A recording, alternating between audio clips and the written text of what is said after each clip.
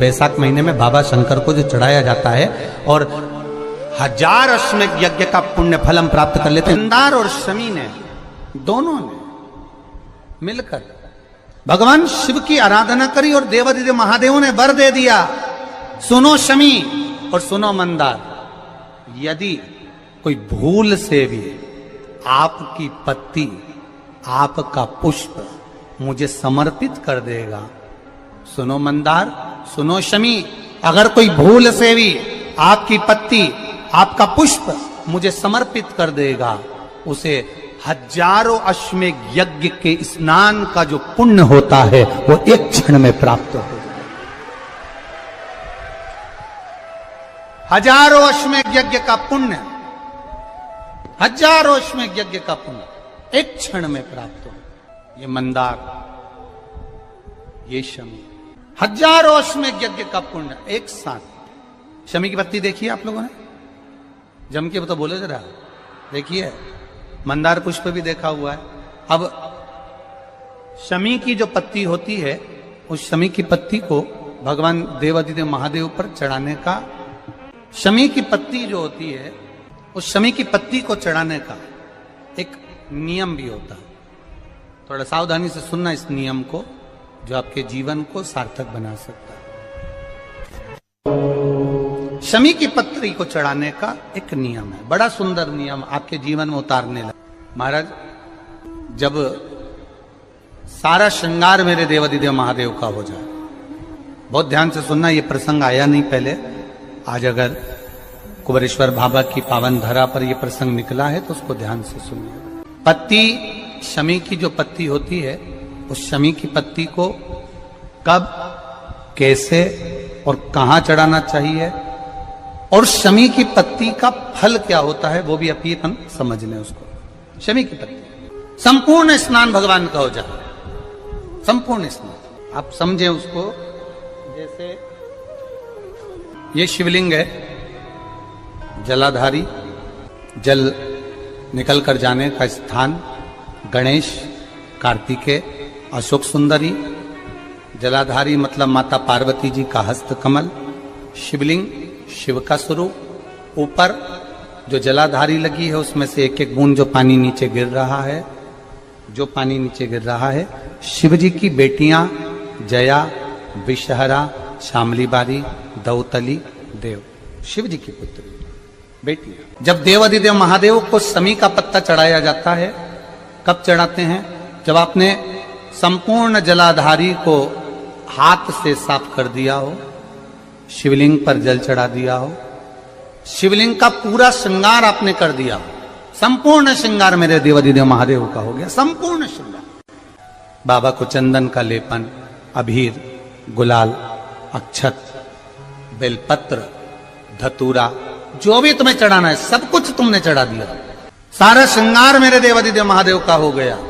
तब शमी की पत्ती को मां जगतजननी की जो जलाधारी है उस पर मात्र स्पर्श कराकर शिव के शिवलिंग पर आखिरी में समर्पित कर देना चाहिए, जिससे हमारी मन की जो कामना है वह मां जगतजननी देवादिदेव महादेव से उनके कानों में श्रवण कर। शमी पत्र का एक बात और स्मरण में रहे, शमी पत्र की बहुत एक बात और अपने स्मरण में लीजिएगा। शमी पत्र की जैसे शिवलिंग, जलाधारी और स्थान,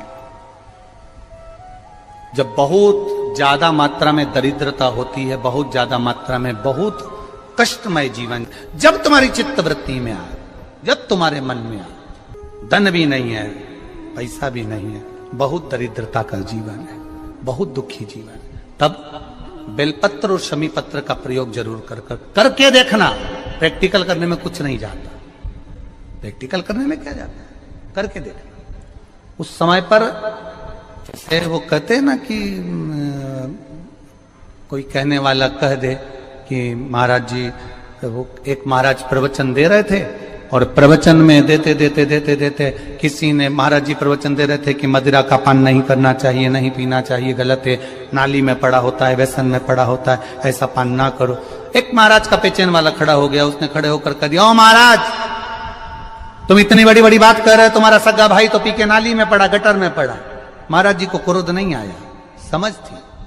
महाराज जी ने कहा भैया देख, मैं भी प्रवचन दे रहा हूं, मेरा भाई भी प्रवचन दे रहा है, मैं मुंह से समझा रहा हूं कि पीकर लोग नाली में गिरते हैं, गटर में गिरते हैं, मेरा भाई प्रैक्टिकल करके दिखा रहा है कि मत पिया। प्रैक्टिकल वाली बात है। शमी पत्र बेलपत्र का एक बार जीवन में प्रैक्टिकल कर देखना, प्रैक्टिकल करना।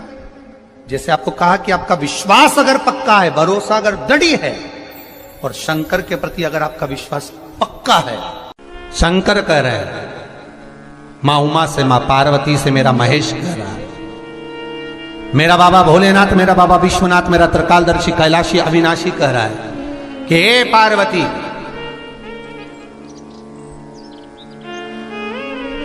एक बीला, एक बेल जो मुझे समर्पित करता है, और समर्पित करने के बाद उस बेल की महत्वता देखिए, जो बैसाख महीने में बाबा शंकर को जो चढ़ाया जाता है, और 1000 अश्वमेध यज्ञ का पुण्य फल हम प्राप्त कर लेते, मात्र एक फल चढ़ाकर, मात्र एक फल चढ़ाकर। हे पार्वती,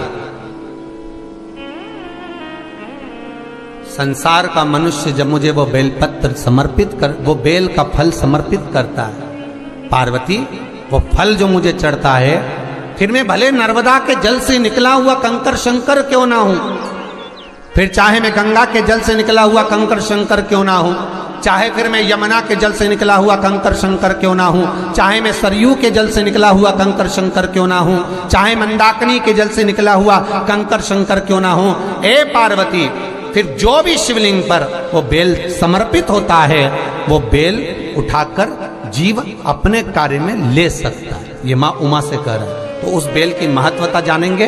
अब अपन उस बेल को जानने के लिए वापिस स्कंद पुराण में चले, तो स्कंद पुराण में लिखा हुआ है कि जो बेल बैसाख के महीने में शंकर को चढ़ाया जाता है, वो बेल का फल उठाकर रख लिया जाता है। बैसाख के महीने में उस चढ़े हुए, बाकी के आपको बेल का फल खाना हो तो बात दूसरी, पर चढ़ा हुआ जो बेल का फल है वो पूरा बैसाख नहीं खाना।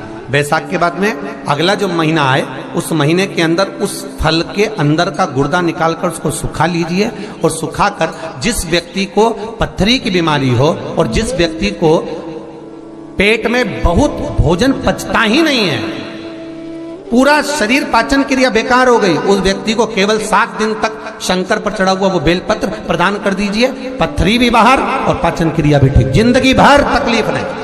उस बैसाख में उस फल की इतनी महत्वता बाबा भोलेनाथ स्कंद पुराण, लिंग पुराण, नर्मदा पुराण, पद्म पुराण के अंतर्गत, शिव महापुराण के अंतर्गत वर्णन कर, उसकी महत्वता है।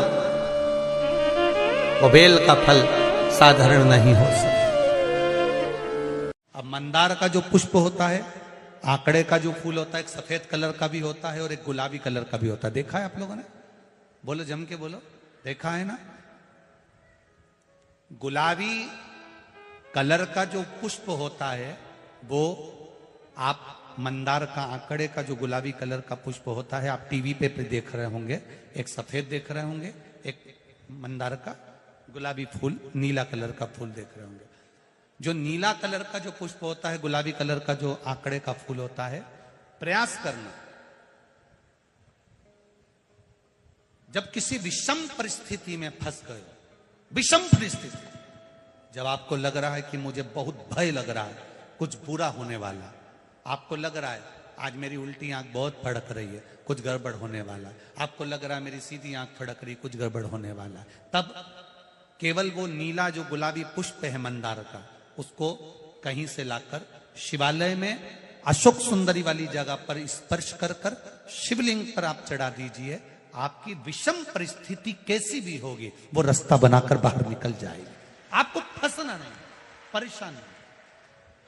मंदार आंकड़ा, सफेद आंकड़े का पुष्प भी भगवान शिव को समर्पित होकर, जैसे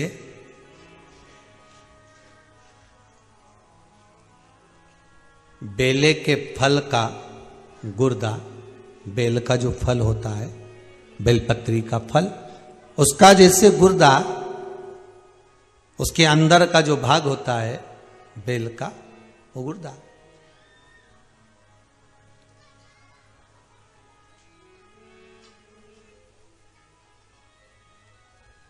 उसको अग्नि में जलाकर उसकी भस्म तैयार कर कर छान कर जब जब आपके यहां विद्वान ब्राह्मण शिव जी का अभिषेक कराते हैं, पूजन कराते हैं, तो उसमें लिखते हैं पूजन के साहित्य में बेलपत्री, धतूरा, दुर्वा, ये उसमें नीचे लिखेंगे भस्म। लिखते कि नहीं लिखते? लिखते हैं ना, भस्म अभिषेक में चाहिए रहती है। तब उस भस्म का थोड़ा सा भी भाग आप अगर शिव को समर्पित कर रहे हो तो ये जान लें कि शंकर मनवांछित फल प्रदान कर रहे हैं। शिव फल प्रदान कर रहे हैं।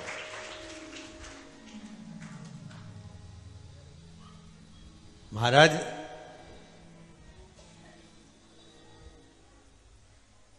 बेलपत्री के वृक्ष के नीचे बैठकर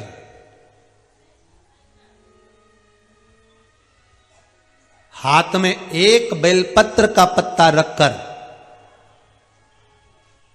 आप पंचाक्षर मंत्र नमः शिवाय, ओम नमः शिवाय या श्री शिवाय नमस्तुभ्यम या महामृत्युंजय मंत्र का स्मरण कर रहे हो, पर डंडी का भाग अपनी ओर, बेलपत्र की बीच वाली पत्ती का भाग बीच वाली उंगली की ओर रखकर अगर आप स्मरण कर रहे हैं और अपनी कामना कर कर बेलपत्री के वृक्ष के नीचे बैठकर उस पत्ते को सम्मुख रखकर बाबा से विनय कर कर एकांत में उस बेलपत्री के वृक्ष की छांव में, बेलपत्री के वृक्ष की छांव आप कामना कर कर उस पत्ते को शंकर भगवान के ऊपर समर्पित कर रहे हैं, तो ये जान कर रखें कि पार्वती और शिव का मिलन करवा रहे हैं और अपनी मनवांछित फल कामना पूर्ण करवा रहे हैं। क्योंकि शिव और पार्वती का जब मिलन होता है, शंकर पार्वती जब एक दूसरे के सम्मुख में होते हैं, शिव और पार्वती जब एक दूसरे के सामने अपने बच्चों के कारण एक दूसरे के सम्मुख में आते हैं, तो उनके चेहरे पर प्रसन्नता का भाव आ जाता। फल, मनवांछित फल की कामना आप जिस कामना के लिए कर रहे हो, विवाह के लिए, नौकरी के लिए, सर्विस के लिए, व्यापार के लिए, रोग मुक्ति के लिए, आप जिस कामना से कर रहे हो। ईश्वर महादेव, जो व्यक्ति पथभ्रष्ट हो जाए, जैसे मदिरा के नशे में पड़ गया, कहीं जुए में पड़ गया, कहीं मांसाहार में पड़ गया, कहीं व्यसन में पड़ गया, कहीं गलत काम में अगर कोई जा रहा है, तो श्रंभेश्वर महादेव के नाम से काली तिल भगवान शिव को समर्पित करी जाती है। महाराज काली तिल को वापस उठाकर ले आते हैं। उसी काली तिल को जो मदिरा का नशा करने वाला होता है या जो गलत व्यसन में डूबा हुआ होता है, उसको वो सुबह के समय अगर नहीं खाता तो भोजन के साथ उसको दिया जाए। श्रंभेश्वर महादेव। एक बेलपत्री का भी बहुत अच्छा प्रयोग है श्रंभेश्वर महादेव का, मदिरा पीने वालों के लिए, मांसाहार, व्यसन में, जुए में, वेश्यावृत्ति में, पर नारी में, गलत जगह पर जो डूबे रहते हैं उनके लिए। पहले की कथा में उसका वर्णन किया है बेलपत्री का। श्रंभेश्वर महादेव, एक बार सब बोलेंगे, कौन से महादेव? श्रंभेश्वर महादेव। फिर जम के बोल लो एक बार, श्रंभेश्वर महादेव। जब हमारे घर में क्रोध बढ़ता है या कोई गलत कार्य में जाने लगता है, तो श्रंभेश्वर महादेव का हमें शरणागति लेना चाहिए, श्रंभेश्वर महादेव का पूजन करना चालू कर देना चाहिए। कई लोग कहते हैं महाराज जी ये श्रंभेश्वर महादेव का मंदिर कहाँ मिलेगा, हम कहाँ पूजन करने जाए? कहीं नहीं जाना, तुम्हारे घर के पास में जो शंकर जी का मंदिर है वहीं जाओ, उसी देवालय में, उसी मंदिर में जाओ, श्रंभेश्वर महादेव के नाम से जल चढ़ाना प्रारंभ करेंगे। वो जल जो गलत संगत में पड़ा हुआ है उसका आचमन कराना प्रारंभ करेंगे, अपने आप उसकी धीरे धीरे बुद्धि सुधरना प्रारंभ हो जाएगी। ऐसा श्रंभेश्वर महादेव का है।